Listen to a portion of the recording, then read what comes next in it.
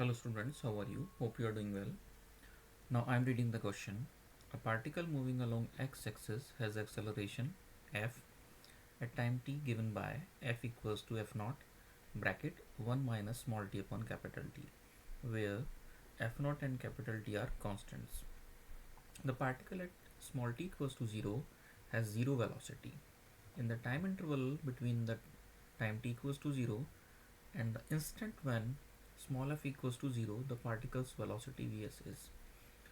Options given are option A 1 by 2 f naught t square, option B f naught t square, option C 1 by 2 f naught t and option D f naught t. तो ये particular problem जो दी गई है हमें, it is based on the concept of the kinematical equation, kinematics equation. इसमें जो हम equation यहाँ यूज़ करने जा रहे हैं वो है acceleration is equal to the derivative of velocity, या इसको हम इस तरह से कुछ कह सकते हैं that velocity is equal to integral of acceleration. कुछ इस तरह से हम इसको जो है लिख सकते हैं. यहाँ पे इस क्वेश्चन में जो हमें कहा गया है, ये कहा गया है at t equals to 0 the velocity 0, initial velocity 0. तो हम कह सकते हैं at t equals to 0 v equals to 0. Acceleration की इक्वेशन दे रखी है हमें, acceleration is f equals to f naught 1 minus small t upon capital T. हमसे पूछा गया है कि in the time interval between t equals to 0 and instant when f equals to 0 the particle velocity क्या होगी. तो यहाँ पे स्ट्रेट अवे टाइम नहीं दिया गया है, final time instant straight away नहीं दिया गया है, इनडायरेक्टली दिया गया है कि स्मॉल f इक्वल्स टू 0 पे जो टाइम होगा उस समय जाके वेलोसिटी क्या होगी. तो हमें जो इक्वेशन गिवन है उसमें हम f इक्वल्स टू 0 पुट कर देते हैं लेफ्ट हैंड साइड में. So 0 equals to f naught 1 minus small t upon capital T. f naught एक तरह से हम कह सकते हैं कि एक कांस्टेंट है जो कि 0 नहीं हो सकता है.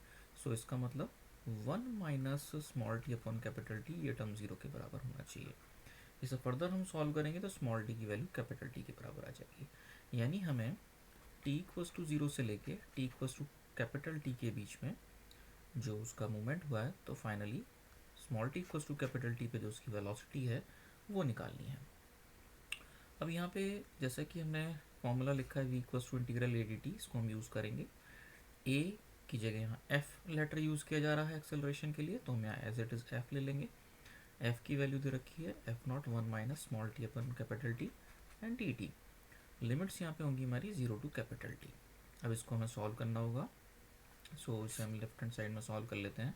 v equals to F naught is a constant, तो हम इंटीग्रल से बाहर ले सकते हैं 0 to t and 1 minus small t upon capital T times d t. इसको हम फर्दर सिंप्लीफाई करेंगे, सॉल्व करेंगे, तो हमें जो इसका इंटीग्रल मिलेगा वो मिलेगा it comes out to be t minus T square upon 2t and the limits are from 0 to capital T. इसको हम सॉल्व करेंगे, फर्दर सिंप्लीफाई करेंगे. लिमिट्स पुट करने के बाद हम देखते हैं कि हमारा फाइनल रिजल्ट आएगा 1 बाई 2 एफ नॉट टी. सो हम कह सकते हैं ऑप्शन सी इज करेक्ट है. ऑप्शन सी हमारे यहाँ पे सही ऑप्शन होगा. So this is the final answer.